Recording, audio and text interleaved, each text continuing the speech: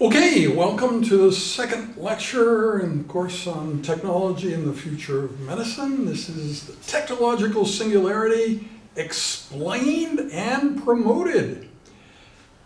And I thought, what we might do, this is a new slide, never had it before, but kind of review what happened last time, or the high points at least. That the AI progress that we're experiencing now would allow a near utopian Star Trek future available to everybody beyond our wildest dreams, really, with positive attributes that you can't think of now, but you'd really like when it happens. Yeah, and that's what we should aim for.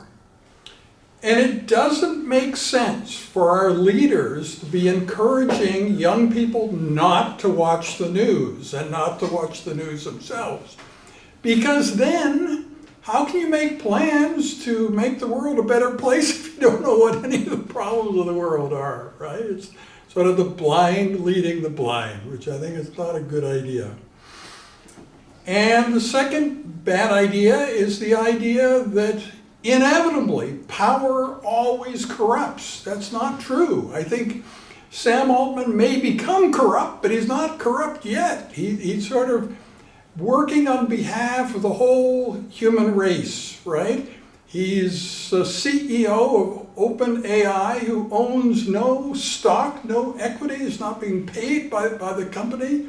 And it's a really weird circumstance, but it works because he says he's working for a higher purpose, and so we need leaders like that. And I think the idea that just by somebody choosing you as a leader makes you corrupt is not correct and a stupid concept. So now you've heard the Singularity song, and let's think about complexity. You should not fear complexity. Your significant other is complex. That's good, right? And do not seek the one great truth. There are many truths. They can all be true concurrently. Understand the three main schools of belief about the singularity. Understand the four main paths to the singularity. Those things are on the midterms. So anyway, not a long list of things you have to memorize for the midterm, relatively short list. Understand the history of the singularity and Marcus Hutter's main ideas about it. I talked about Marcus Hutter last time. You may think, what's the deal with this Marcus Hutter? Well, if you watch my videos, one of the most arresting things I talk about is an all-inclusive list of the problems of humanity. We're very proud of that list. Nobody else has ever claimed they had an all-inclusive list. And that was Marcus Hutter's idea. He said, you're so close to an all-inclusive list. All you need is to put unknown unknowns and then other, and then no matter what somebody suggests you should have as a part of the list, you could say it's already there, see? What you just suggested is included in other or unknown unknowns. So it really is an all-inclusive list of all the problems of humanity. Yeah, and I never would have dared to do that without a prominent AI person suggesting that to me. It's also kind of funny that you will encounter many people external to the course who have taught in the course who love to interact with the students in the course. But that was not the case with Marcus Hutter. The one time that he interacted directly with the students, he made me promise to delete and show no one the video, and he never wanted to do it again. He said, I can't explain it, Kim, but I don't want to do that again. I'm happy to indirectly teach your students, but I don't want direct contact again. I said, fine. Yeah, so he really does march by the beat of a different drummer in many ways, including the fact that if we were Zooming with him now, he'd probably be very uncomfortable interacting with you. Whereas David Pierce and a lot of other people who teach in the course love the interaction with the students. So do not fear complexity. There's beauty in complexity. The real world is complex. Perfect quadruple think with equipoise, which you may know as Canadians is a uniquely Canadian thing. People don't teach equipoise when they talk about ethics in other countries. So I don't know if you knew that before, but like you can be proud of it, yeah. And there's much less Canadian patriotism than US patriotism, so you can start developing a list of things you're really proud of in Canada, and equipoise can be one of them. The future of transplantation is like a balance between many different things. Xenotransplantation, pig-to-human transplants, which we'll talk a lot about in this course. I'm doing a controversies conference on that the end of January 2024, and it's my main mental focus is making that work. And then in February 2024, I'm doing a Transplant Visionaries talk where we combine ethics in xenotransplant with AI and pathology. Imagine that, all those things together. And then we're going to send a questionnaire with 5 questions to everybody in the American Society of Transplantation, and we're publishing a letter to the editor in the journal called Xenotransplantation. And those 4 components then are all put together as a giant plan that cannot possibly fail to give us, exactly what we want to know about, well, what about the ethics of pig-to-human transplants? By the spring of 2024, we'll know the answer to that question. Yeah. So transplantation is not just pig-to-human transplants, it's also promotion of deceased donor donation till there's no waiting list, tolerance, tissue engineering, repair, stem cell creation of new organs, a lot of different things. So don't be afraid if you can't narrow things down to one option. As Peter Diamandis, the CEO of the X Prize and Singularity University, says, when faced with a choice between 2 desirable goals, choose both. Yeah, why not? So we're trying to look for metaphors here that would appeal to everybody who takes the course. And there's a remarkable heterogeneity amongst the students in life experience and vantage point and many different things. So Alice in Wonderland seems to be something sort of kind of familiar to virtually everybody who takes the course. And so what we would like you to understand, a key element of this course, is that in Alice in Wonderland, Alice confronted a world that was much more organic than expected. The croquet ball was a hedgehog, and everything was sort of alive and moving around and so on. So we face a future that's exactly the opposite of that. The possibility that our future is much less organic than expected. Yeah, so that's something real. The technological singularity, we face a world that could develop without us. And what's the impact of this course? Well, maybe because of this course and the great people who take it and the things they do afterwards, the machines will decide to keep humans around forever. We need them, even though they're dumb as heck. Our IQ is getting bigger, higher, and they have sort of plateaued, but still, they're useful to have around and so on. That's what we think will likely happen. But you could help with that. There's lots of other things you could help with. So the 3 main schools of belief about the singularity, and Marcus Hutter sort of represents one of them, the accelerating change, that's what that PowerPoint is.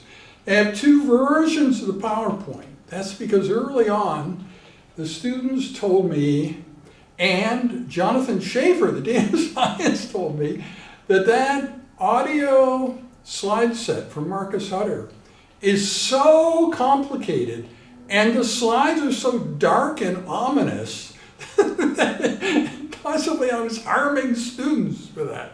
So that's why we took the same slides, got rid of some of them, and changed the dark background to light. And so the PowerPoint I'm showing you is mostly uplifting and like sunlight coming in, whereas his PowerPoint is very dark, like you're going in a cave and getting deeper and deeper and deeper. Yeah. So the other two schools of belief, event horizon and intelligence explosion, and then 4 main paths to the singularity. 1, create an artificial intelligence that exceeds human intelligence. 2, build a human-computer interface that allows humans to go beyond their innate intelligence to a significant extent, cybernetic singularity. 3, find ways in biology to improve upon natural human intellect. We believe number 3 would be kind of slow, yeah. Maybe we'll find ways to speed it up, but it seems slow at the moment. We think that we're the smartest people alive today are not that smarter than Aristotle and like famous people from thousands of years ago. And the 4th way is build large computer networks in which beyond human intelligence emerges, sort of the internet comes alive, right? One day you log on and it's talking to you and it knows way more than you do about everything, including you, right? So yeah. All these different variations in the belief in the singularity are reflected in the courses at Singularity University. And when I took the 9-day executive course in 2010, it really changed a lot of things. And yeah, that's how this course came to be created. So the experience of attending Singularity University is one that grows and grows after completion of the course. And the associated memories become more vivid rather than less vivid with time. They're on an exponential curve of their own. Jonathan White, the surgeon who is in that video that we saw at the beginning, he really took in this slide and he went to Singularity and he was bitterly disappointed. So I just want to, yeah, not that anything I said here wasn't true, but like they're just people in the audience that believe really weird things that he wasn't comfortable with. So I just want to balance that out. So yeah. And also, you know, life evolves. Jonathan White was probably the most enthusiastic teacher on this course at the beginning. And he aspired for various things, some of which worked out and others didn't. And anyway, eventually he stopped teaching in this course. But we still use his previous videos as part of what we test you on. And yeah, I think he brought some very useful sort of surgeon's wisdom to us here. All right, so this is a picture of the 2010 executive course, and you can tell, like almost every picture of me in a group, I stick out like a sore thumb. Like, what's this guy doing there? You know, he's older, he's academic. Nobody else was academic. They're all either corporate or like they work for the Israeli government and stuff like that. There weren't other full-time university people there. But I would have to say, if you yourself have a feeling about whether you would ever do something where there's nobody else like you in the room, I found it tremendously empowering to like do Tuesday evening poetry. So I've done a lot of between 2014 and 2019. I provided sort of the infrastructure, including the lights and the video. You can imagine that, maybe. And yeah, so a lot of at-risk youth that I met there, people who are at risk the moment they leave wherever they're living because they look like a person and other people think that they shouldn't be people like that. So I got to meet a lot of people like that. It was very good for me. And even though I was the only physician there, the only academic there, the only person older than 30, you know, it was all fine. So I would encourage you to also think that you could put yourself in a situation where you are so 10 standard deviations different from everybody else in the room, but you can accomplish a lot when you're in a circumstance like that. And the people appreciate you because you bring stuff that they can't get from people just like them. So Ray Kurzweil, I got to know him fairly well. He is the founder of Singularity University. He wrote The Singularity is Near. And most people's understanding of the singularity and what it is comes from him. I went to the premiere of one of his movies. I was the only one wearing a tux. I didn't realize that, like, for real big movies, everybody's wearing a tux. But as your movies get cheaper and more, you know, alternative, then people don't wear a tux at the premiere. But yeah, he told me I was the only one appropriately dressed. That was good. So if you find people criticizing him, like he's rigid and, you know, that's absolutely wrong. His books are based on his answering critiques from people who write to him saying, you know, this singularity doesn't make any sense for this reason and that reason and so on. So if you write to him with some sort of critique, he will know way more about the thing you're critiquing than you do, and he'll tell you lots of other interesting stuff, and he's accessible. You know, he's sort of like an ordinary person. He doesn't travel with extra security and so on. He's a celebrity who doesn't really believe he is one, just like Shauna Pena. When you're in her presence a few days from now, I think you'll sort of see what I mean about that. I spoke last time about the idea of having a Nature Medicine article written about you. That's what's happened to Shauna in the last few weeks. But it's good no matter what happens to you for you to maintain a certain balance about your importance in the world and all this kind of thing. And neither think that importance is way too high, much higher than it actually is, or much lower. You know, it's nice to think that even in 2023, a single person can create remarkable change in the world. And it's not just other people, you could do that. So the history of the singularity goes back to 1847. When R. Thornton, the editor of the Expounder of Primitive Christianity, there's a name for you, yeah, wrote about the recent invention of a 4-function mechanical calculator.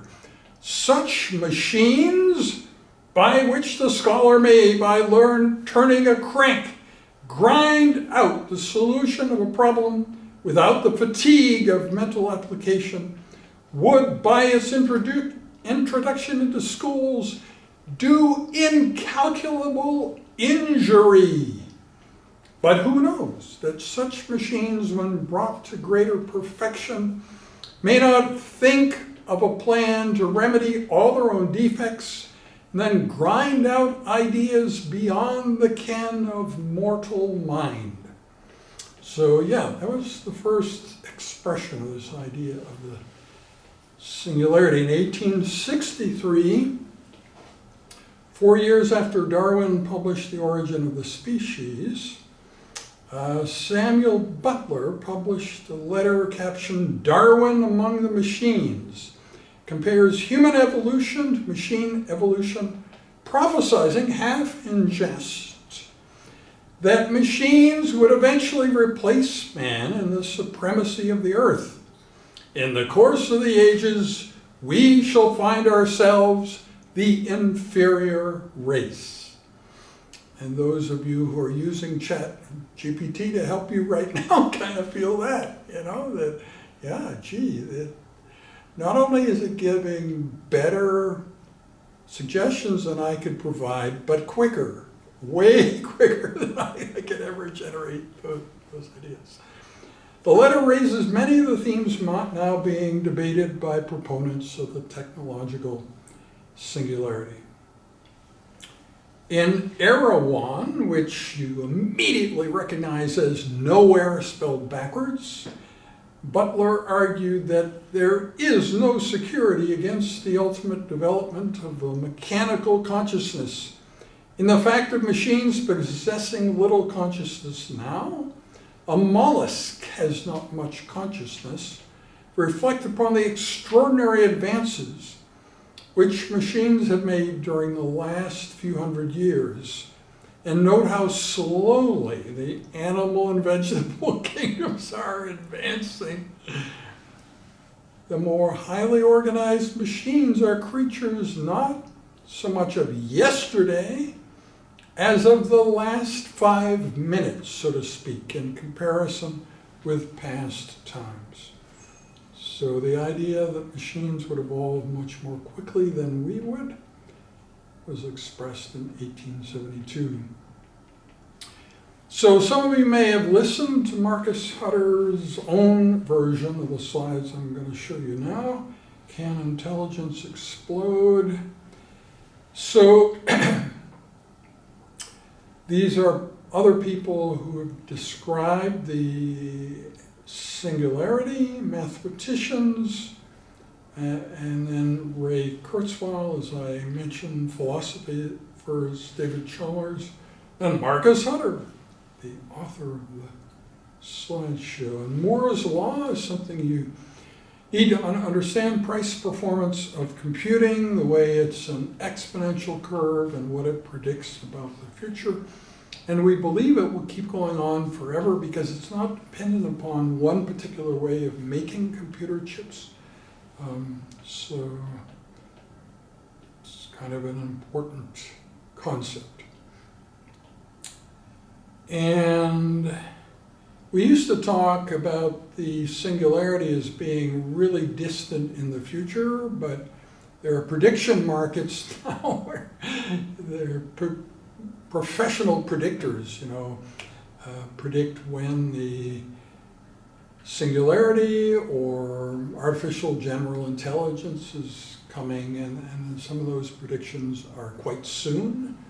So let's say 2029, so yeah.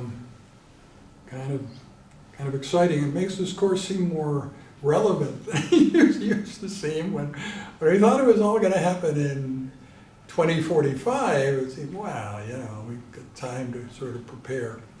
So speaking of 2045, we decided to still make that the year that we would open the time capsule associated with this course. And the idea is that we would spend 2.5 years with the aggregate wisdom from like 5 classes taking the course, then decide what the time capsule should be and what should be in it and what its theme should be and so on. And we've just started that. I have, in like 51 years of my career, accumulated a lot of stuff, you might imagine. So I have these 3 storage rooms, and in Sentinel storage on 99th and 63rd.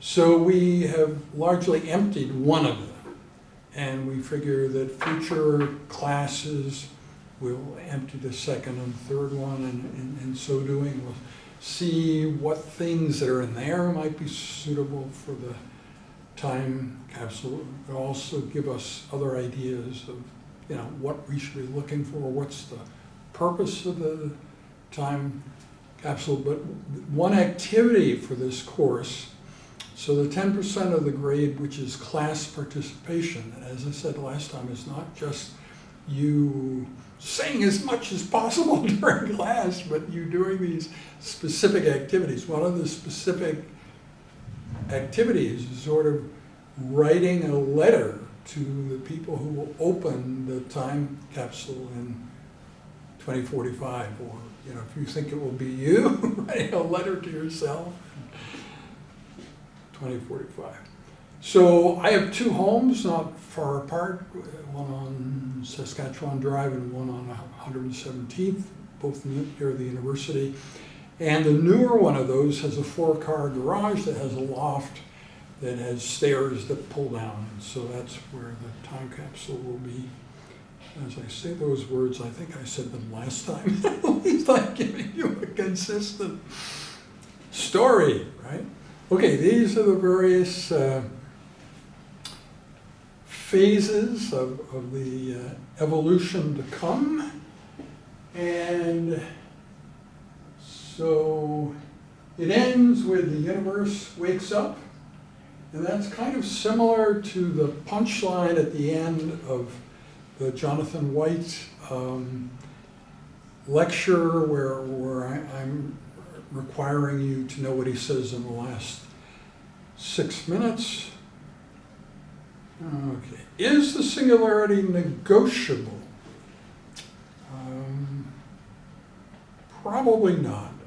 I mean, it's not the concerted will to stop technological progress. You can already sense that. People signed that letter to, delay next steps in AI, but it really didn't have much of an effect. So it looks like it is coming for sure. You may wonder if there's any conflict between me and Marcus Hutter. I really could not understand this slide, and so we talked on the phone, and he sort of gave up. To him, it seemed simple, but the idea here is that a library that contains all possible books has zero information content. So as your ability to create books and so on increases, the information goes down to zero. And that's because it would also include books that are wrongly printed or printed in languages you can't read, and all sorts of things like that. But I think I'm not the only one who has problems with this slide. And in fact, the most viewed Jonathan Schaeffer lecture talks about how difficult Jonathan Schaeffer found the slides that you're now looking at. So it's not like an intellectual defect on your part that you can't immediately understand all Marcus Hutter's slides. So outsiders cannot really witness a true intelligence singularity, but what the singularity will look like or sound like to them is white noise. Okay, so you need to know that for an exam, because it's kind of cool thing you learn in this course. You probably can't find that out anywhere else. And the strict intelligence singularity is neither experienced by insiders or outsiders. The outsiders can't really comprehend what's going on because it's so speeded up, and the insiders, because everything in their environment is speeded up like that. It just seems like normal life to them. On the other hand, insiders actively live potential societal changes while their world is speeding up like that, while outsiders only passively observe them. The actual slide set is a lot longer. This is the last slide in the Marcus Hutter slide set that I'm showing you, but if you watch his version, it's way longer. And our experience is students get pretty depressed because it seems it also deals with how powerless young people are and the dystopia of youth. You probably already know about that. You don't need to know more about it. But anyway, I'm just telling you, if you decide to watch his version with the dark slides, that's part of what you might find. So at this point, I want to raise your spirits a bit by talking about Future Day, which is March 1st, which you will not experience this term, but will be experienced in winter, or Longevity Day or Diversity Day. I don't think that has an exact day, but it could be like October 1st, November 1st, which is a thing that we could celebrate this term. And as I said before, there has been a university club associated with this course with a bank account, and we did social events and so on. We don't have to do that, but we could. And it needs somebody to be like the leader, right? And to get things going and to encourage the other students. Just that, it doesn't have to be just the students now. It can be like the TAs and the students who are still around who've taken the course in the past. It could involve a large number of people, potentially. Longevity, the sad thing about it is because of the opioid epidemic and COVID, that longevity in Canada and I think in the US has actually gone down. So, the curve was going up and it has gone down. So that's kind of scary. So there are lots of other things, in a way that makes it more inspiring. When it was just going up and up, you'd say, well, that's nice, but what does that have to do with me? Yeah. So, Future Day, I became quite interested in early on, and in that same term when Joel Crichton was making his album and writing the Singularity song, we also had the first ever Edmonton celebration of Future Day in 2012. And I'm sure you would think there's a predictable story now. I'm going to talk about the small celebration in 2012 and how it gets bigger every year, and probably thinking now it's massive. But actually the story is exactly the opposite way.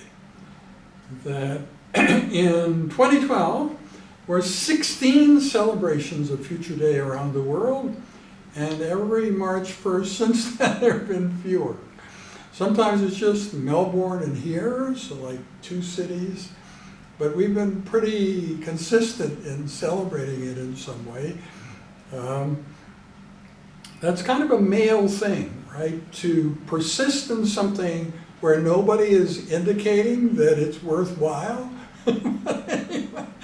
So in a way, you can say, well, you can praise me for persisting, or it's just the thing that men do, So yeah, but these are the cities that celebrated Future Day in 2012, and most of them have become more mature and given it up for whatever reason.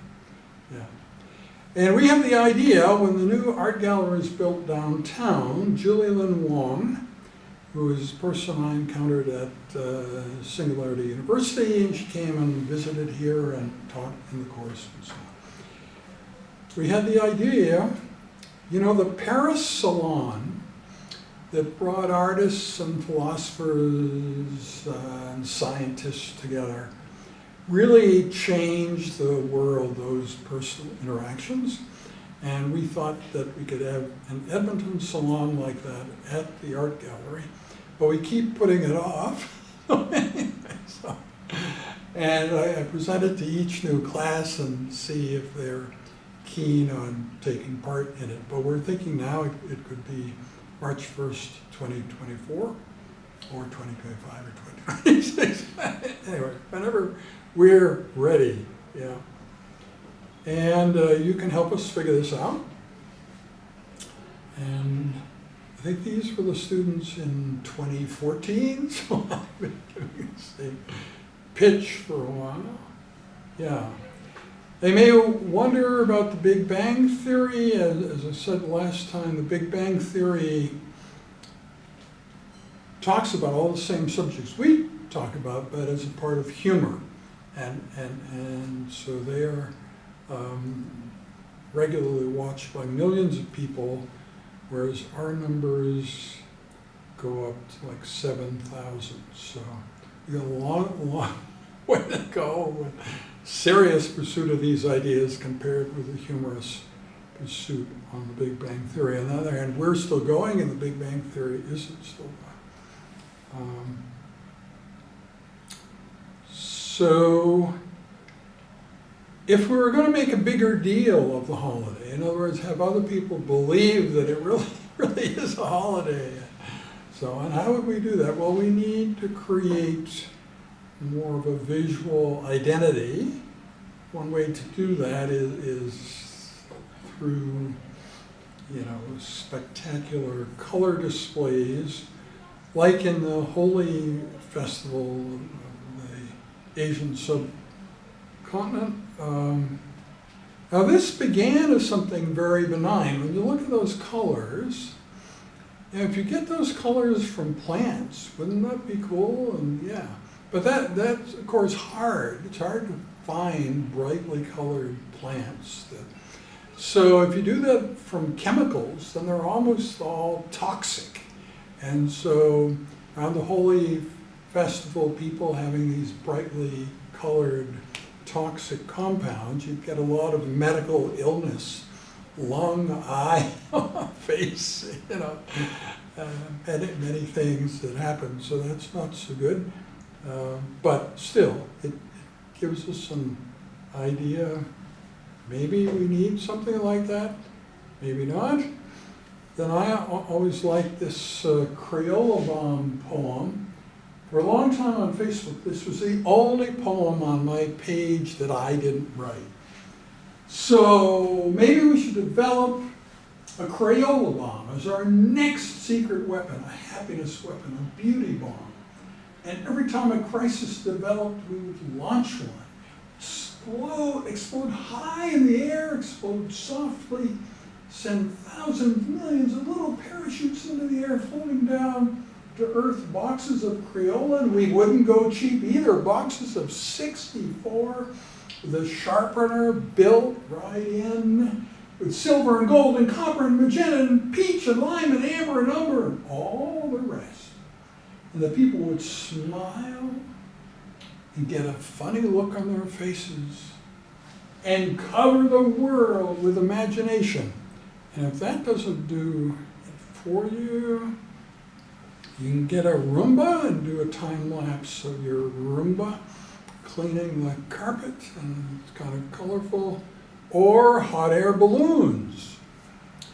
Yeah, this would be a really grand way. I think extremely expensive and potentially dangerous, contact with high tension wires and stuff, yeah.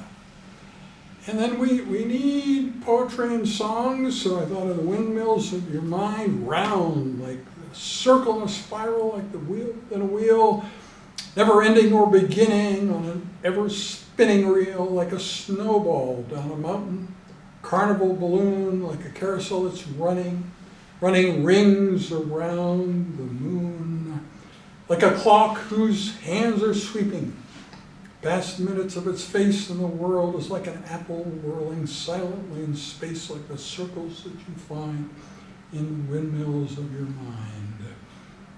But what related to Edmonton can we do? Well, we can light the high-level bridge.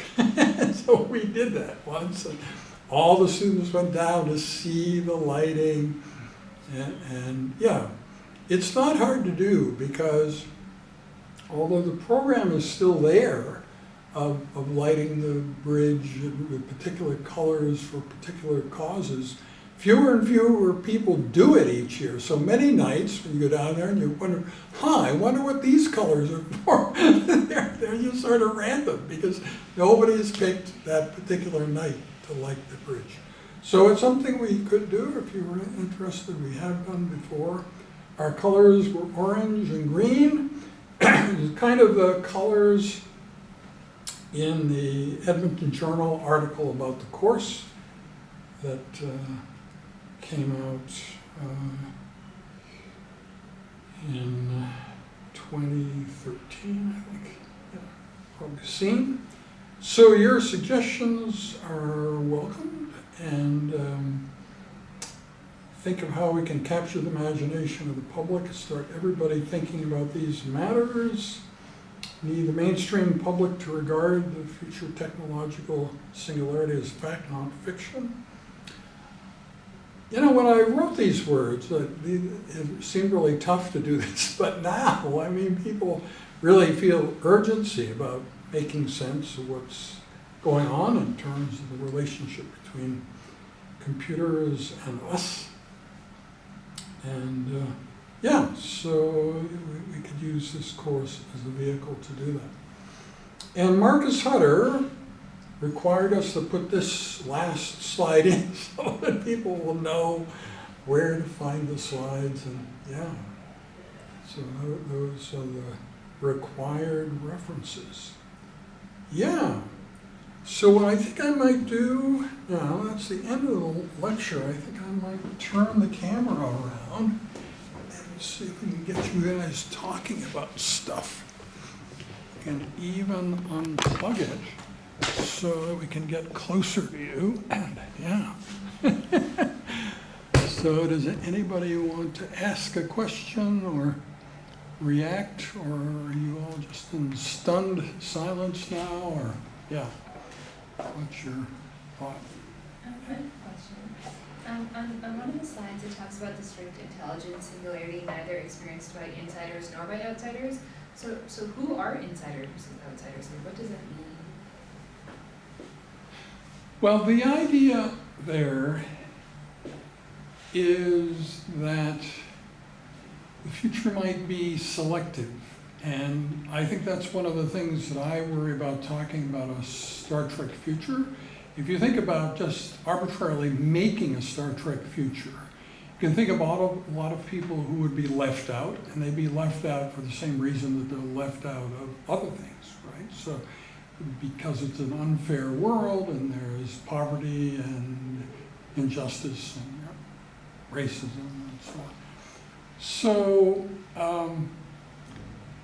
yeah, I think the insiders would be people on the cutting edge of technology who are speeding up and getting enhanced and all these things, and the outsiders wouldn't be. They would be like the refuseniks or people who want their life to remain the same. Yeah. So that's about. Other questions? Yeah? I found the calculator slide pretty cool because they talked about how it would change everything in schools, right? Right. So have you seen the same reaction multiple times in history? Because I think it's the same reaction we're getting with ChatGPT now, right? Yeah, I mean, that's what Bill Gates says, that we've been here before, Yeah. right? This is a huge change in our society, but we have withstood other huge changes in society. But it hasn't been easy, right? It isn't that nobody went through any painful experiences. I mean,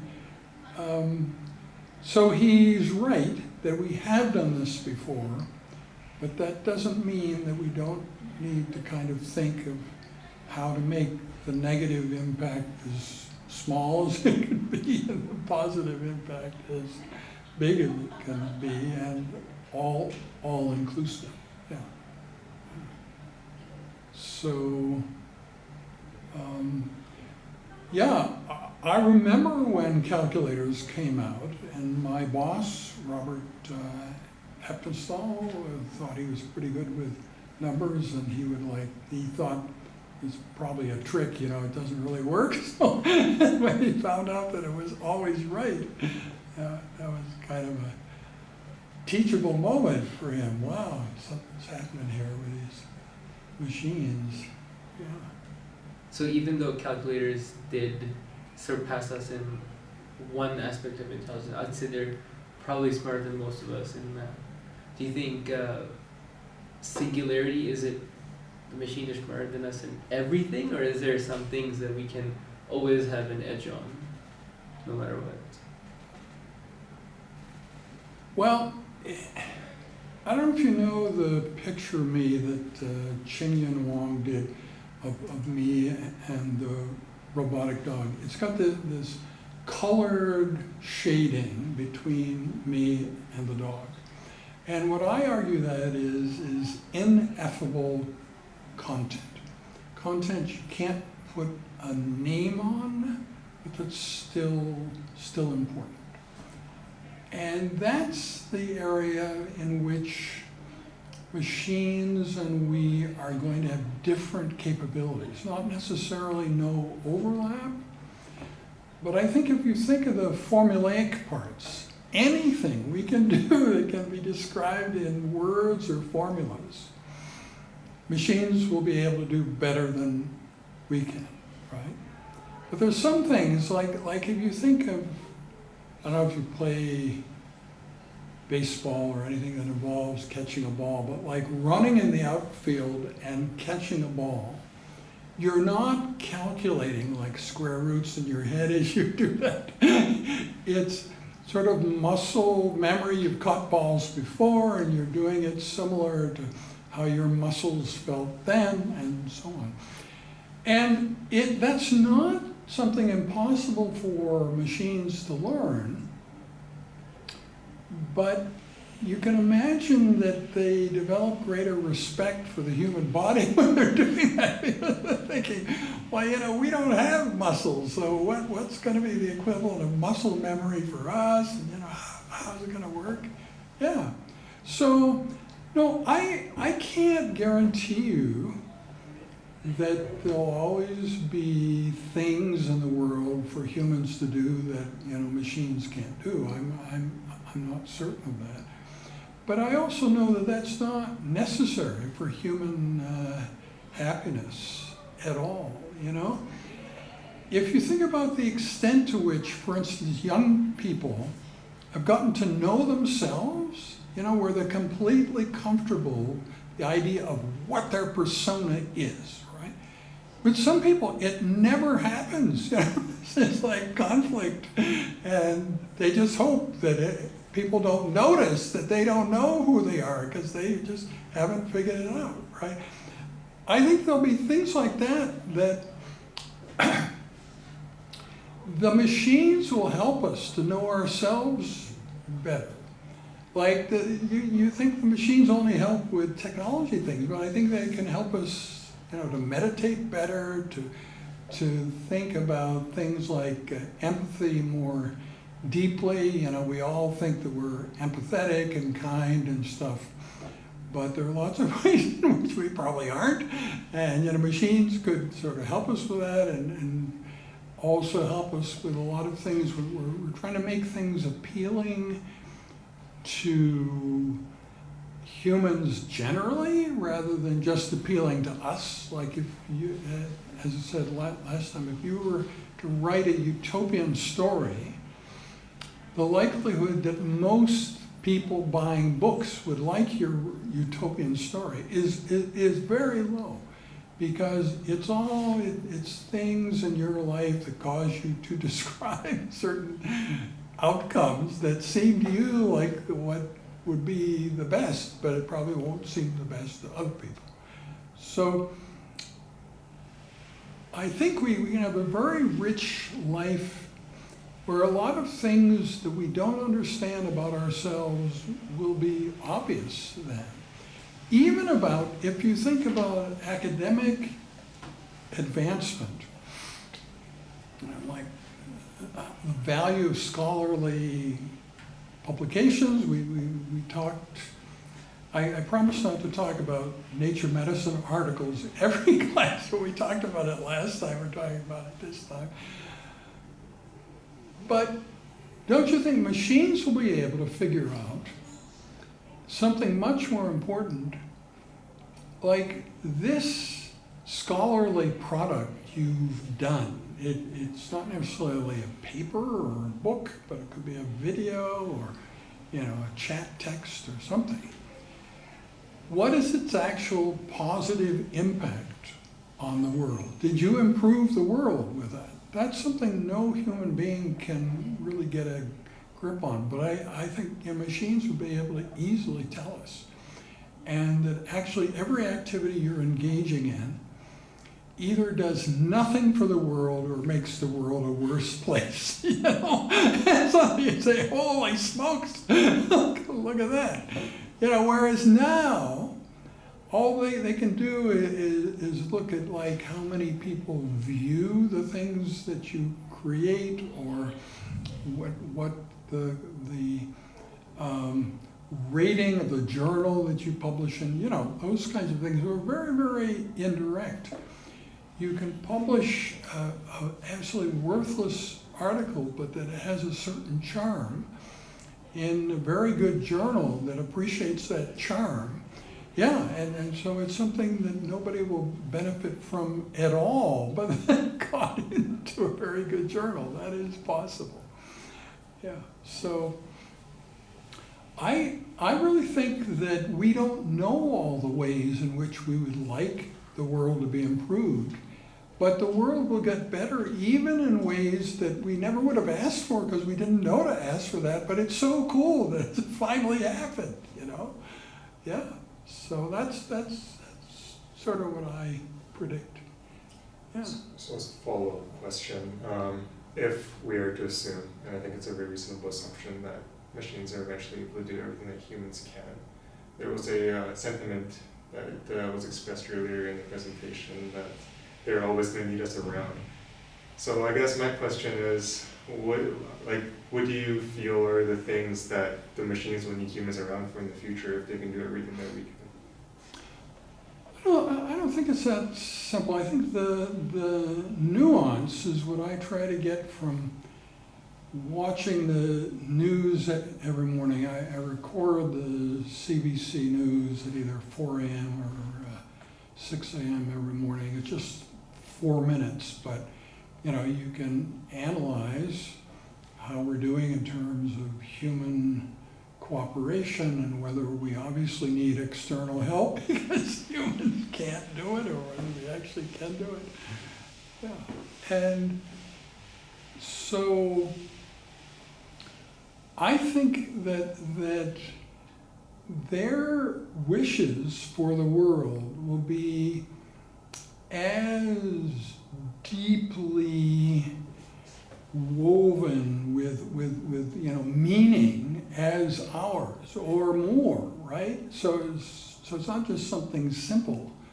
That they've been created by us, right? So they have a natural value of human culture, but also realize that humans are pretty limited and flawed and all that kind of thing.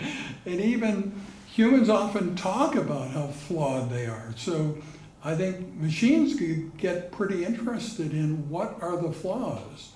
What would humans be happier with than their own performance? You know, what improvements would they like to see in the way the world works? And it seems to me that we will only be able to understand what's going on when machines are much smarter than we are if we cooperate with them in some way. So what about a humorous interaction with an entity much more intelligent than you, that both sides enjoy? You know, that's what I kind of foresee. There'll be some things they can't explain directly to us, but through metaphor, in like jokes, stories, whatever, I don't know, poetry, song, whatever it is, that they'll be able to communicate the gist of some things that we're not really smart enough to understand the details of. And there'll be a real science and enjoyment on both sides of succeeding in that. You know, there's this important thing in our machine world that we all agree that humans would never be able to understand, but now if we use it in a metaphor like this, they do kind of understand. And yeah, so I think it and then what about communication via thought? So that would presumably, it would have protections. Thoughts you don't want to communicate, you wouldn't. But that would presumably be much more efficient than communication via words.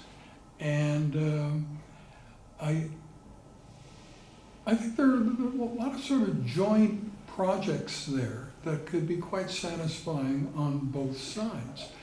We enjoy interacting with things that are much smarter and much less smart than we are today. You know, it's what we do when we play with pets and with children and so on, until the moment when your child is like way smarter than you, but yeah. And in a sense, corporations are smarter than individual humans, or dumber, anyway, different, right? Have a different decision-making mechanism. You can argue about whether it's better or worse than that of humans. But most human leaders today, I mean, the ones that are in the news anyway, you can see are not acting in a way that's ideal for human beings. There would obviously be something better.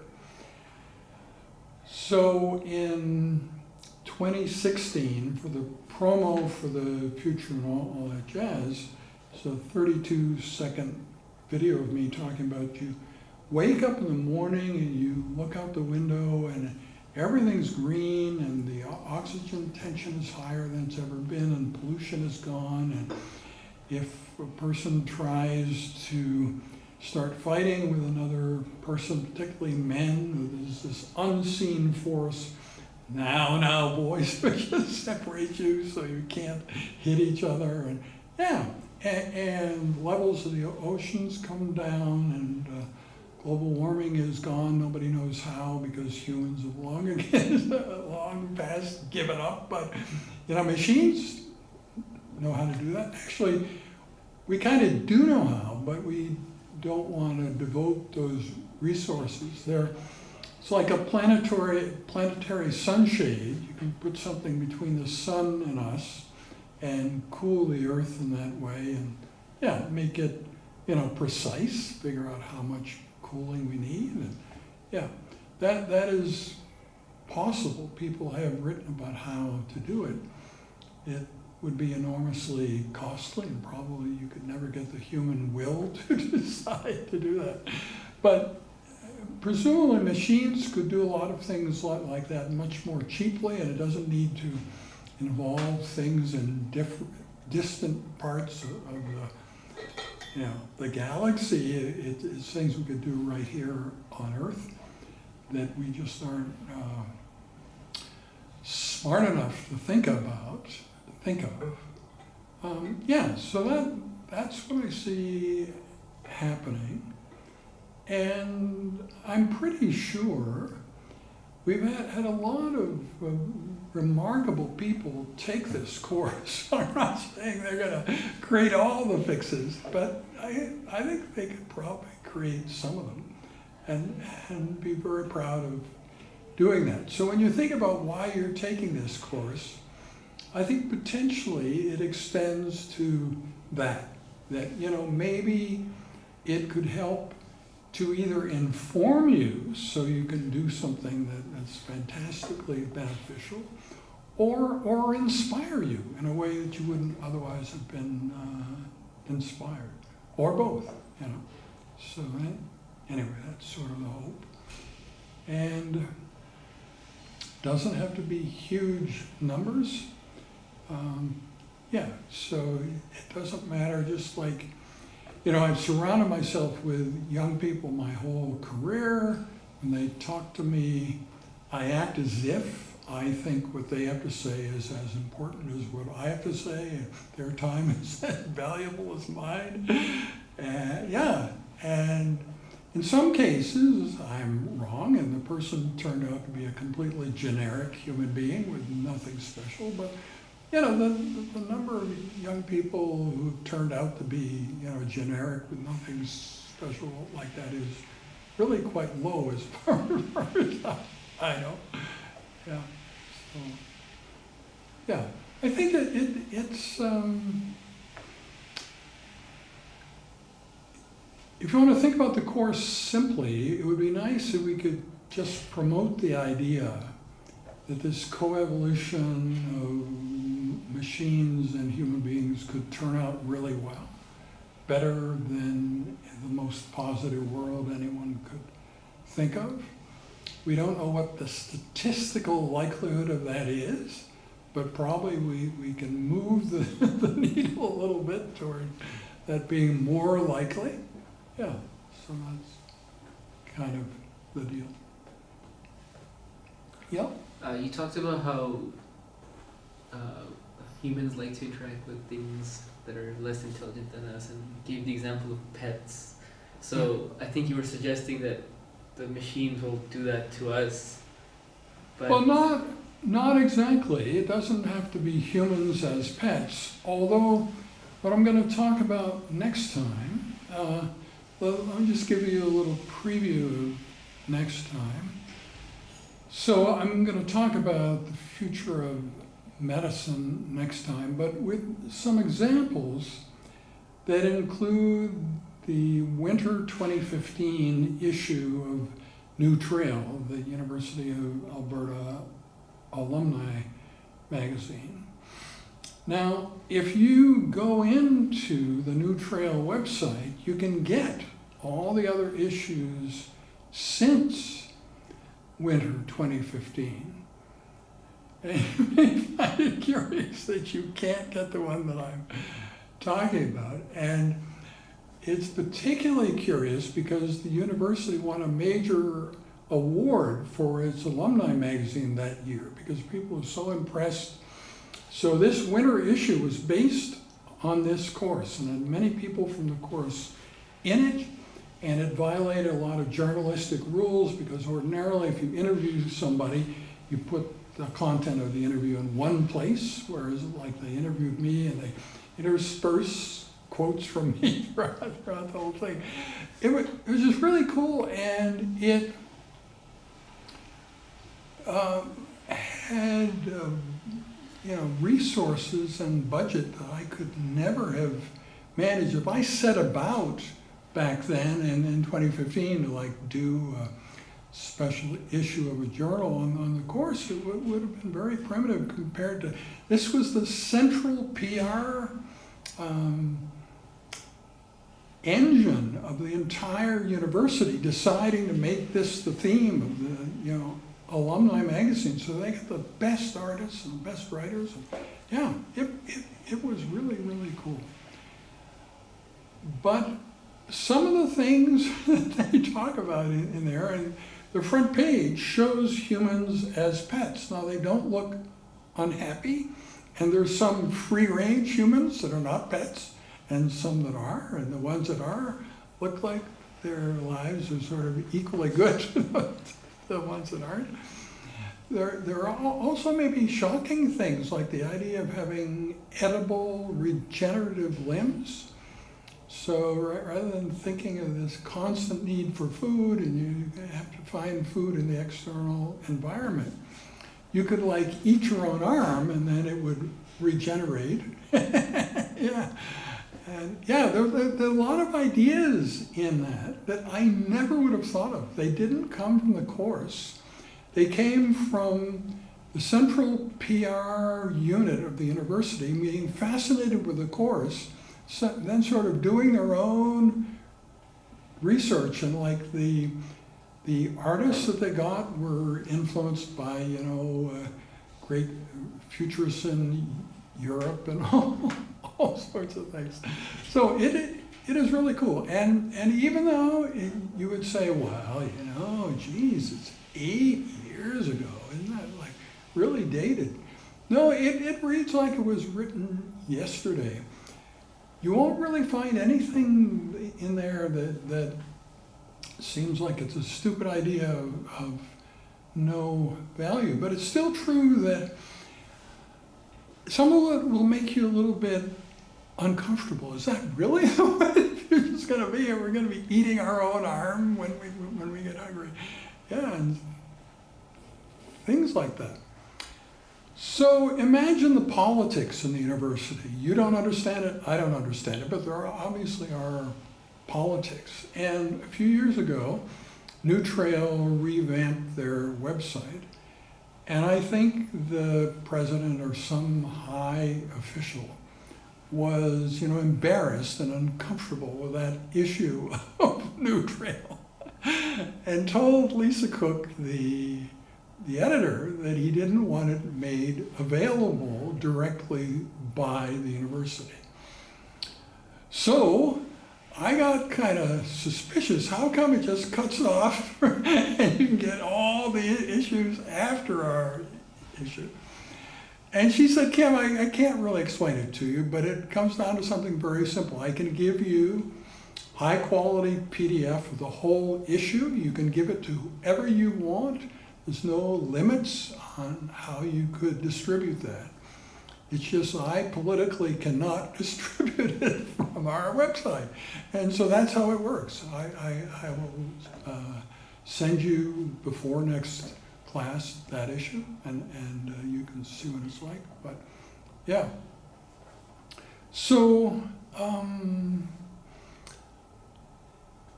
I think there are no guarantees about exactly what the future is going to be like, except that probably you can influence it more than you think. That's all I can say. If it turns out really, really badly, that's because everybody who took this course just decided to sit on their hands and not do anything, rather than, you know, advocating for some particular point of view of what they would like to see the future look like. So, yeah, anyway, that's my thought. So, yeah, we have 9 minutes. Anything else you want to ask about? So what about the way the course is structured? Are you happy with that? Or are there things that you would like to suggest as additions or modifications? No, so far it's been really good. This is one of the few classes that are not making me super stressed out in the first week of class. So that's always a good sign. Yeah, well, good. Yeah, no, well, there's kind of, you could say that there's kind of a cult or, you know, religion that is built around the course, but the nice thing about it is it's not just one line of thinking, it's like every line of thinking, you know, so that's also good. And I know that the Dean of Medicine, Brenda Helmgard, is a strong advocate of the course. She's agreed to teach in the course when things settle down and she has the time. And I also don't want her to teach in the course when we have very, very few students. So anyway, we kind of have to balance that between when there's ever a year when her life as dean is sort of normal, and when we have a reasonable number of students taking the course. Yeah, and at that point she would actually teach in the course. So she said yes early on, but we agreed that we have to wait for the right moment in the future. Yeah. So anything else you want to discuss? I I can tell you that the Marcus Hutter PowerPoint, if you try to make the sound work without making it full screen, I don't think that you can. It just does like the first slide and then it quits. But as soon as you make it full screen, it'll just keep going. As a matter of fact, the opposite problem exists that sometimes seems hard to stop it. Like, stop, Marcus, stop. Anyway, yeah, anyway.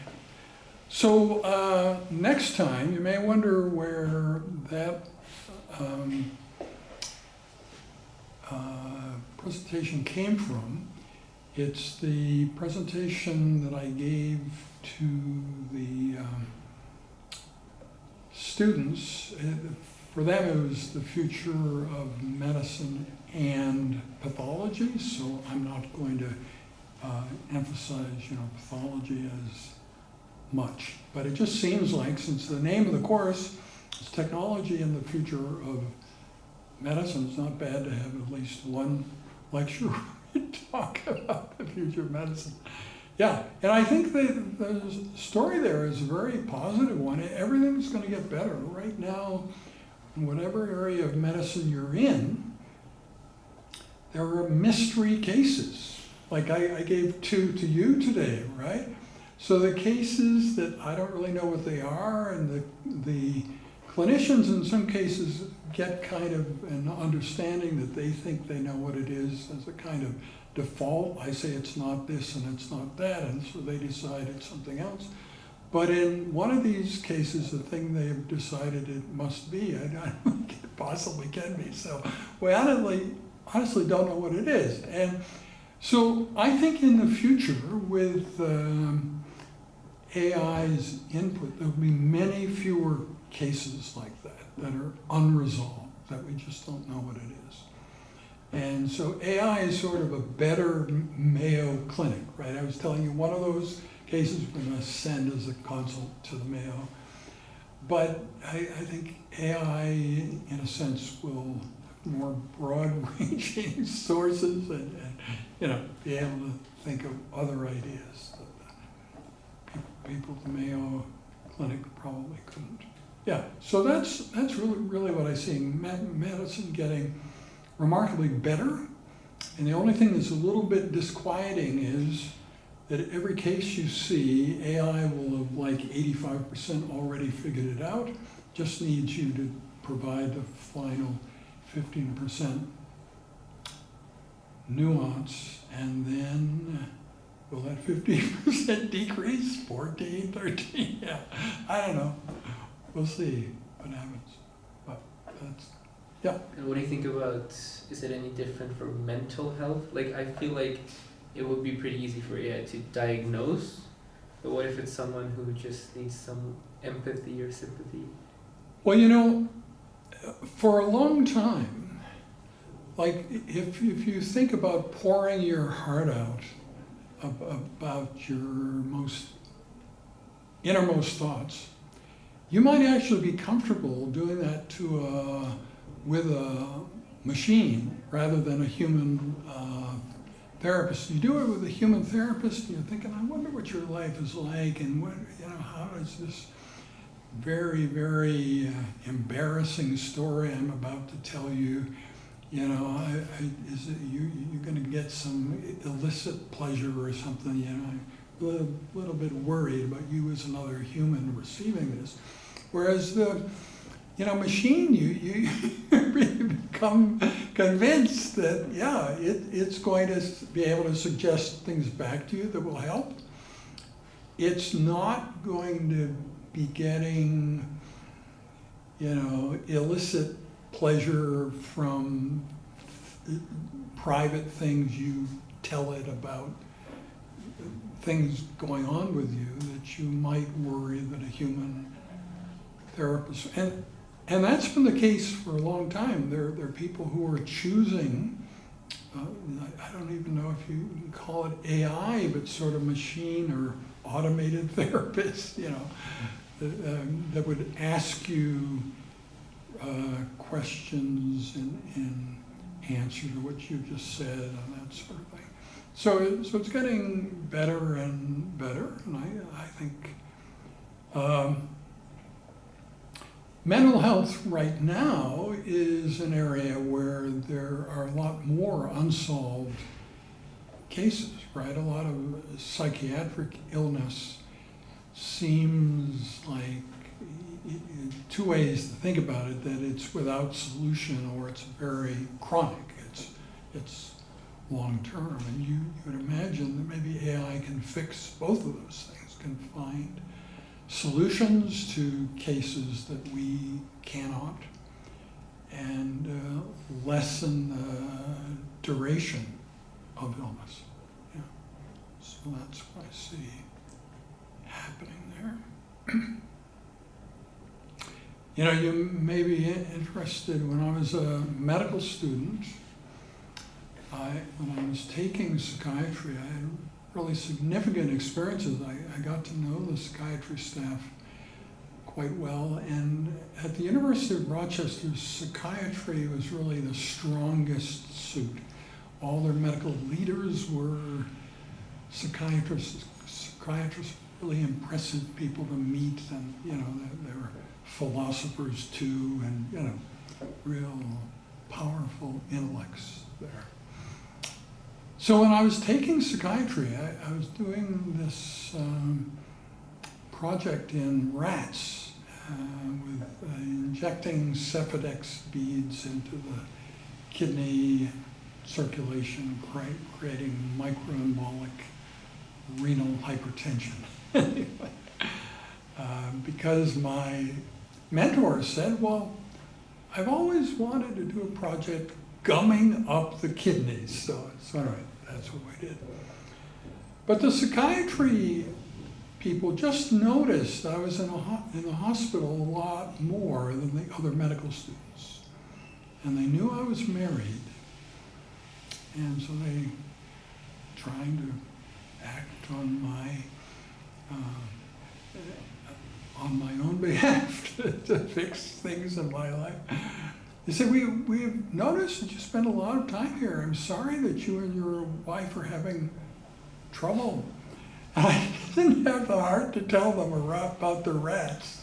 It's like when I was talking with Leonard Cohen, you may not even know who that is, but Canada's most high-profile poet, singer, songwriter. I got to know him fairly well.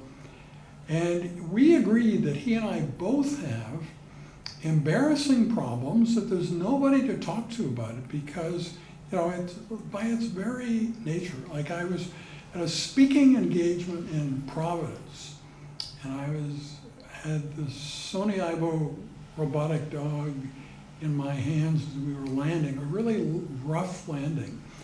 And the dog banged against the side of the cabin and broke its leg. My hosts were people I'd never met before. It was like the craziest thing. I was so sad, but I thought, I can't tell anybody about this. I can't say, I'm sorry, my robotic dog just broke its leg as we landed, and yet, you know, there's so few people to fix it. I know it's going to be a long process. You can't say that, right? And so, yeah, there are many things like that. And I think even that, there will be machines that you can discuss anything with. So it's not like they won't understand that you're sad because your robotic dog just broke his leg, you know? And yeah, so I think it may also interest you. So, like, the thing that I'm best known for is the LABMP classification, the way we classify kidney transplant biopsies. And one of the biggest challenges in there is borderline changes, things that are not clearly rejection or not rejection, they're sort of right at the interface. And when I discussed this with Leonard Cohen, he was fascinated. And so in the following situation, okay, so he died in 2016. And before he died, Dance Montreal had this Leonard Cohen themed dance that they do, a complete performance, and I planned it all out with him. And so the song they wrote that I influenced is called Treaty, and then there's the Treaty reprise, which you come back and do it again. And that's what they do at the very end of every performance. And because Leonard determined that that would be the sequence before he died, I think that will be what Dance Montreal does forever. So if you think about the fact that actually in the BAMF classification, we're trying to get rid of borderline changes so that that category won't exist, so that either patient won't have rejection or they will. There won't be this indecision. But I know in the world out there that borderline changes will be part of Leonard Cohen's routine forever with, Dance Montreal. So even if we get rid of borderline changes in medicine, it'll still be in the music and the dance. Isn't that cool? Anyway. Yeah. Okay, so that's it. We're 5 minutes over time. I'll see you next Tuesday.